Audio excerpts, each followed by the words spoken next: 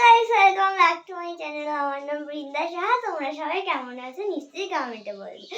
তো তোমরা সবাই তো মনে হয় জানো যে আমি নাচ করি, তারপর ফ্যাশন শো করি, কিন্তু তোমরা সবাই মনে হয় আমার আর্ট আর ক্রাফট নিয়ে কিছুই দেখোনি। সেটা আমি জানি, কারণ আমি ভিডিওই দেখিনি করি না।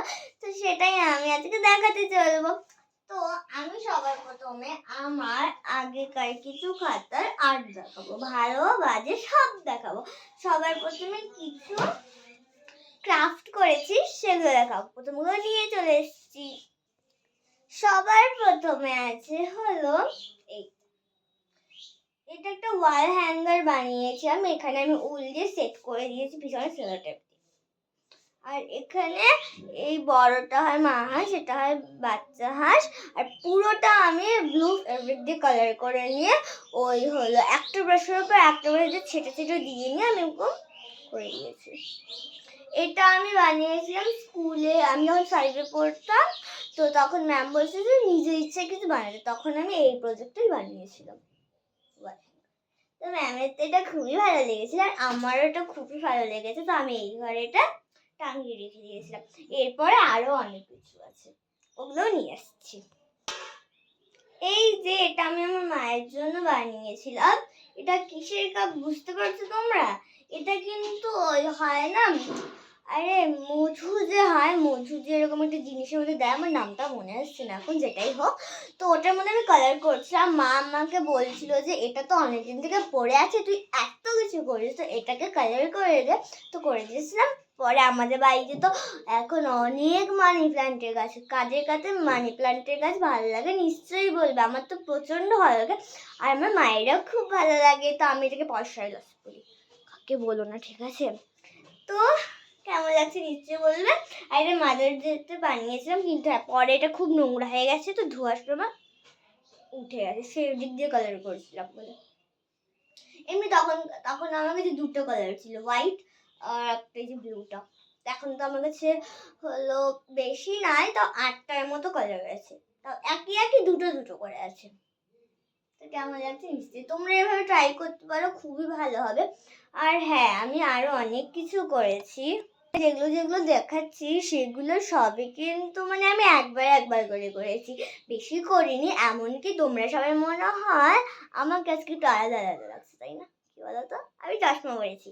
তো এটা হলো আমার কাকের চশমা হয়, আমি পরে নিয়েছি। আমার চশমা পরতে খুবই ভালো লাগে।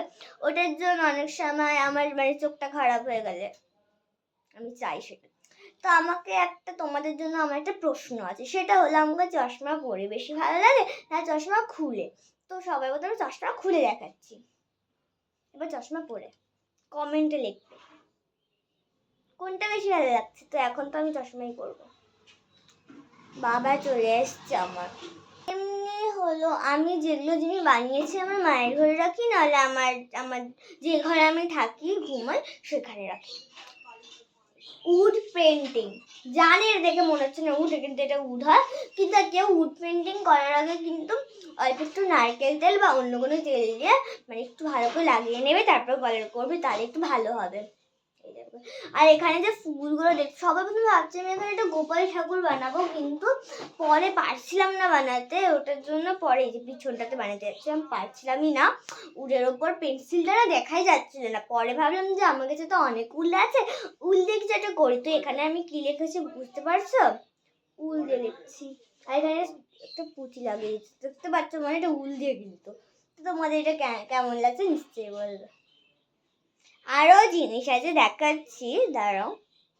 এরপর আছে কিছু ছোট ছোট নিখুঁত জিনিস, যেটা আমি একদম নিজের আইডিয়া দিয়ে বের করছি। যেরকম উড পেন্টিংটা আমি অনেক জায়গায় দেখেছি, ওভাবে করেছি। তারপর আরো অনেক জিনিস আমি মানে দেখেছি, হয় না? তারপর ওয়াল হ্যাঙ্গারটাও আমি টিভিতে দেখেছিলাম, তারপরেই করেছি। তো এবার দেখাবো আমার কিছু নিখুঁত জিনিস, যেটা আমি একদম নিজের ব্রেন থেকে বের করে করেছি। তো দেখাচ্ছি। সবার প্রথমে যখন মারা পুজো দেয়, তো ওখানে যে ধূপকাঠি জ্বালায়, ওখানে পরে যখন ওগুলো সব শেষ হয়ে যায়, পরে দেখবে একটা ছোটো ছোটো কাঠি থাকবে, সেগুলোকেই আমি জমিয়ে জমিয়ে মায়ের নাম দিয়ে একটা জিনিস করেছি। ভালো লাগছে? আর 3টা করে স্টোন লাগিয়ে দিয়েছি। আর পিছনে একটা কার্ডবোর্ড লাগিয়ে জানি এটা একটু হার্ড হয়, একটু শক্ত হয়। আর এগুলো সব প্রথমে ভাবছিলাম মালা বানাবো, পরে না এভাবে লাগিয়ে না করতেই পারছিলাম না, কাটাই যাচ্ছিল না এটা, পরে এরকম বানিয়ে দিয়েছি। কেমন লাগছে নিশ্চয়ই বলবে। এটা আমার মায়ের ঘরেই রেখেছি, কারণ এটা আমার মায়ের নাম হয়। এরপর আরেকটা নিখুঁত জিনিস, যেটা আমার মাথার মধ্যেও আসেনি, আমি বানাবো সেটাও জানি না, এটা হয়ে গেছে। তো আমাদের ঘরটা যেটা দেখতে পাচ্ছ, এই যে আমাদের এই ঘরটা যখন হয়েছিল তখন না হয় না হোয়াইট সিমেন্ট, তো হোয়াইট সিমেন্ট একটা বাটির মধ্যে পড়েছিল। আমি তো জানতাম না, পরে এই বাটিটাকে আমি নিব, তো আমি ঢালছি এরকম করছি, পরে একটা এরকম একটা জিনিস বানিয়েছে। বের করেছি, এই একটা খুব সুন্দর থালার মতো শেপ বাড়িয়েছে। তো আমার তো এটা ফেলার তো একদমই, আর এটা ফেলা যায়, পরে নেল পলিশ দিয়ে কি করে দিয়েছে, নেল পলিশ দিয়ে করেছি। তো আমি ওটা মায়ের ঘরেই রেখেছি। হ্যাঁ, মায়ের ঘরে আমি সব কিছু রাখি।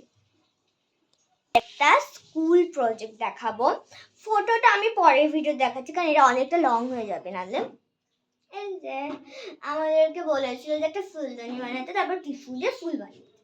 তো আমি একটু বেশি মাতব্বরি করে নিই, এখানে একটু এই যে এটা পিঙ্ক আর এটা হলো ব্লু। তো আর একটা ভাবছি যে রেইনবোর মতো করবো, রেইনবোর মধ্যে ওটাকে হলো মানে খুবই বাজে করে দিয়েছি, পরেই দুটো রেখেছি। কেমন লাগছে নিশ্চয়ই বলবে। আর হ্যাঁ, এতগুলো ভিডিও দেখলে লাইক সাবস্ক্রাইবটা করতে ভুলে গেলে, তাতে লাইক সাবস্ক্রাইবটা নিচে করে দাও। আর হ্যাঁ, কোনটা বেশি ভালো লাগছে নিশ্চয়ই কমেন্টে লিখবে। আর হ্যাঁ, তোমাদের যদি ভালো লাগে তাহলে নিশ্চয়ই বানাবে, খুবই সোজা। আর হ্যাঁ, কার কার ক্রাফট ভালো লাগে আবার কমেন্টে লিখে দিবে। টাটা, পরের ভিডিওটা এক্ষুনি আসবে।